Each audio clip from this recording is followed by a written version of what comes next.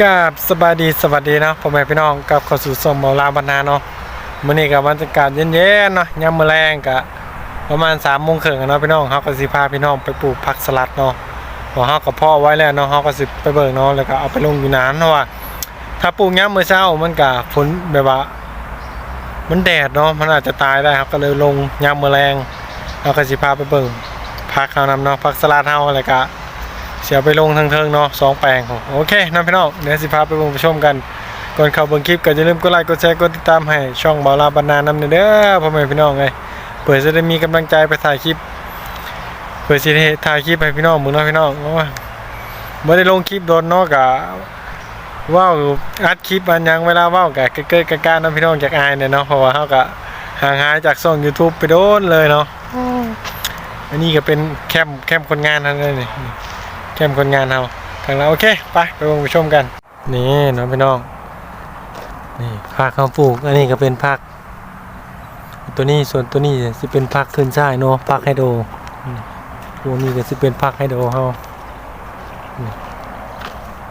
ส่วนนี้ก็สิบอนเฮาพ่อพักเนาะพี่น้องบอนเฮาเห็นงานพ่อพักนี่วันนี้ค่ะบ่แล้วให้เป็นนางเอกให้เป็นมีแต่พวกปิดหน้าปิดตาบ่ได้เลยโอ้มีแต่พวกปิดหน้าปิดตาเนาะโอ้ยอันนี้ก็เป็นผักไฮโดรเฮาคือกันเนาะพี่น้องนี่ไฮโดรนี่แหละไฮโดรปลูกในน้ำเนาะพี่น้องเป็นผักขึ้นช่ายเนาะไฮโดรไฮโดรว่าไฮโดรอันนี้ก็เป็นมะเขือเทศคือกันเนาะมะเขือเทศไฮโดรข้างหน้าน่ะลายเนาะพี่น้องข้างหน้ามันจะเป็นรางเลย4รางเนาะนี่อันนี้ก็เป็นซุ่มเฮาพ่อพักเนาะนี่ผักสลัดเฮานี่อันนี้ก็เป็นผักสลัดเลยนะพี่น้องเลยนี่ตอนนั้นเฮาก็เอาใส่ถาดฟองน้ำแบบนั้นเนาะกะว่ามันใหญ่เฮาก็ย่ายลงมาอยู่นี่เนาะกะว่ามันใหญ่ได้ที่อีกเฮาก็ย่ายมาใส่แบบนี้อีกนี่เป็นผักสลัดเฮาพอย่ายกะว่ามันใหญ่แล้วก็เฮาก็จังเอาลงแปลงเนาะพี่น้องไม่งั้นมันก็ตายเนาะนี่เอาลงแปลงเบิดบ่นี่นะไปเฮาก็สิพาคนลงแปลงเอาลงเบิดบ่เดี๋ยวไปเอารถเบนซ์เฮากันพี่น้องเอ้ยเอารถเบนซ์3ตีนนี่นะรถเบนซ์เฮานี่นะ ได้สำนิดแล้วรถเบนซ์เฮานะพี่น้องเอ้ยรถเบนซ์แค่นี้แหละรถเบนซ์เฮานะโอ้รถเบนซ์ใส่กระชามก็ได้ใส่กระชามไปเฮาก็จะพักขึ้นเนาะ ตอนนี้เฮาก็เอาขึ้นรถเข็นแล้วเป็นทีเรียบร้อยพี่น้องเลยบริเต็มรถเข็นเฮาอยู่นี่มาครับนี่เห็นนะนี่ไปคุณทอง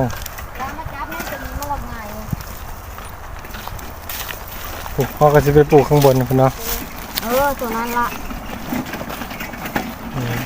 รถเบนซ์เฮานี่บรรทุกได้หลายแล้วมีประโยชน์ด้วยรถเบนซ์คันเดียวมันเท่แต่เท่านึงเนาะ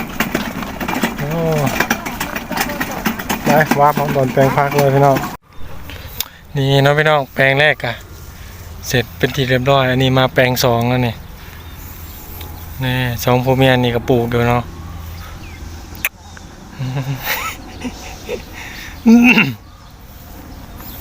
นี่กำลังปลูกไปน้ำแล้วก็เอาเฟืองกบไปน้ำเนาะพี่น้องเป็นผักสลัดชื่อยังนะคุณจังเลดโอ๊กบ่โอ้พิดเล่มันลายจนไปจือฮอดสื่อพันธุ์นั่นบ่โอ้พิลึกเนาะลายสายพันธุ์เกินไปจือกันเลยนี่แหละครับว่าแรงงานลาวเนาะมันทำงานตากแดดหน้าดำเลยปิดหน้าปิดตาจนเห็นแต่ตา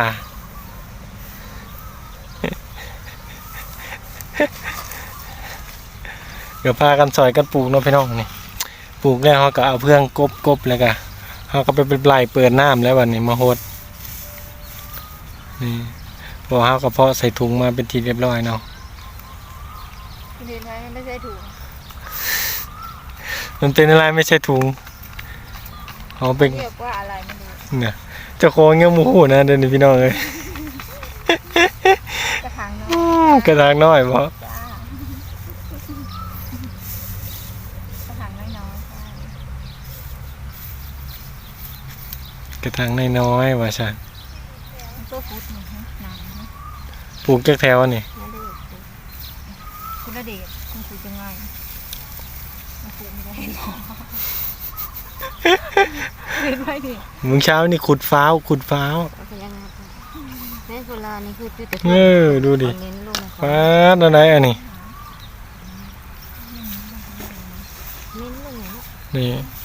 นี่ เน้นลงนี่คือพลังมันให้เดือนเลยมันงอนเนี่ยคือ มันง่อยเรื่องบ่ เบิ่งไงเน้นลงเพราะว่า20 บาท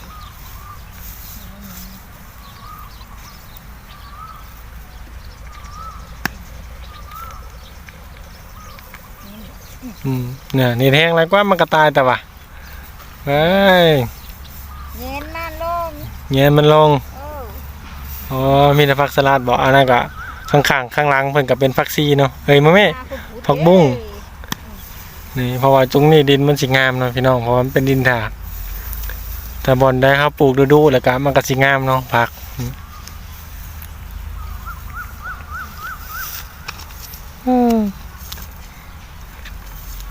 ปลูกแล้วนี่จักมื้อนี่ได้เก็บบัดนี่ อื่นก็ได้เก็บเลย คนเอ้ยน่ะบอกว่ามื้ออื่นได้เก็บบ่ชันมันต้นไม้อีหยังมันคือสิวิเศษตายแท้ ต้นไม้วิเศษบ่ปลูกมื้อนี้มื้ออื่นได้เก็บ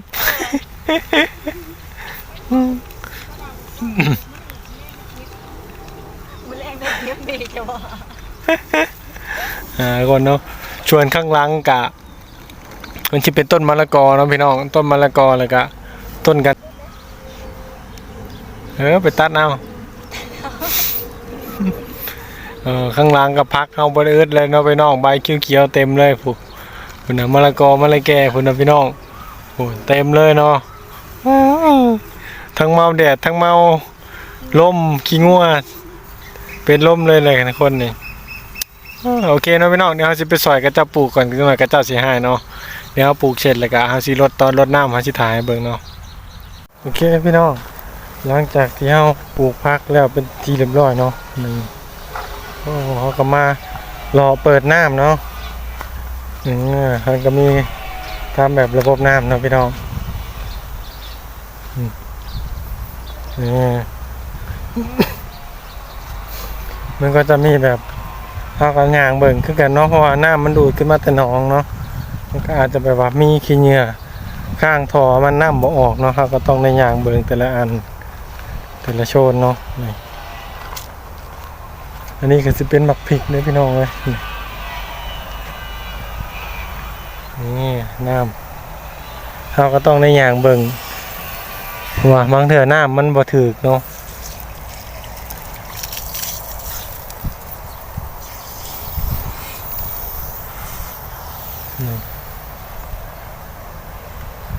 มันก็สิสะท้อนแสงนิดๆเนาะพี่น้อง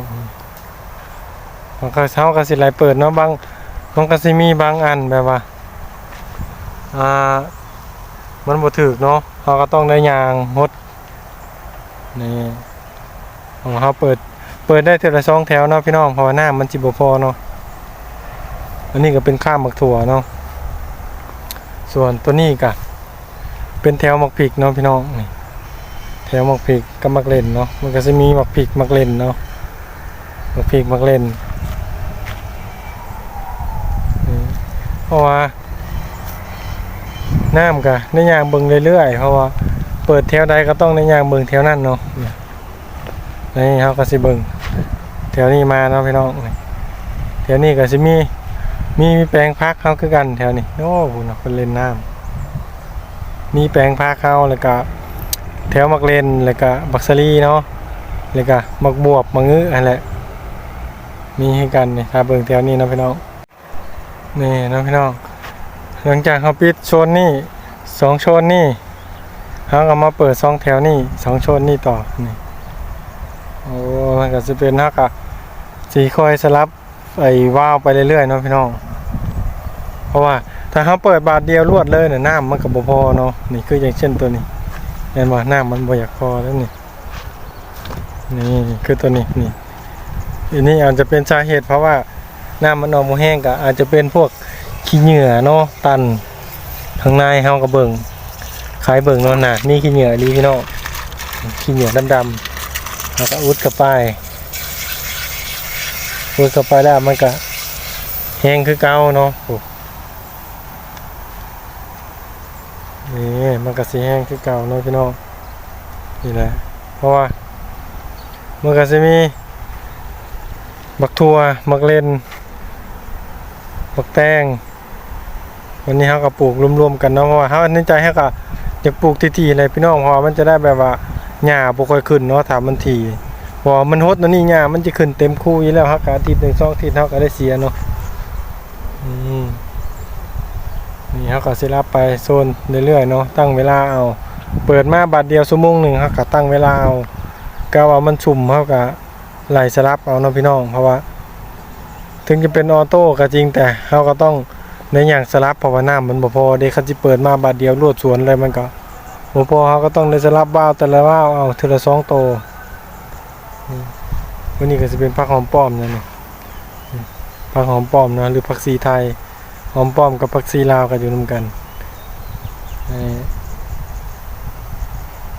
นี่พี่น้องหลังจากเอาแล้ว2 โซนนี้ครับก็มาเปิดโซนนี้ต่อเดี๋ยวโซนนี้สิกินน้ำลายได้โซนเพราะว่ามัน4 แถวเนาะโซนนี้เนาะมันก็สิกินน้ำลายของผมด้วยนี่เห็นบ่แถวนี้ก็เรียกว่าอะไรมันก็ย้อนแสงเลยเนาะมันก็จะเป็นมะละกอเนาะพี่น้องมะขุ่งหรือว่ามะขุ่งบ้านเฮานั่นเองเนาะพี่น้องนี่อันนี้ก็เป็นผักชีน้ำนั้นนี่มีผักชีปนกันผักชีปน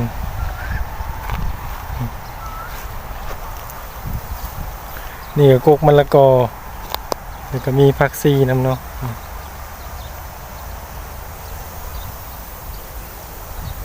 เขาก็สิเปิดน้ำถ้าเลี้ยวลงไปทางนี้มันก็สิบ่เห็นเนาะคันถ้าเลี้ยวขึ้นย้อนแสงนี่เขาก็สิเห็นน้ำพุเนาะนี่ไป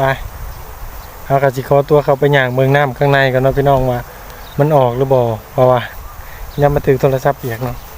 ครับบ่ย่างเบิ่งกะมันบ่ออกเนาะบางอันขี้เหนียวมันตันนะต้องในย่างเบิ่งกูแถวเลยนี่ก็เป็นผัก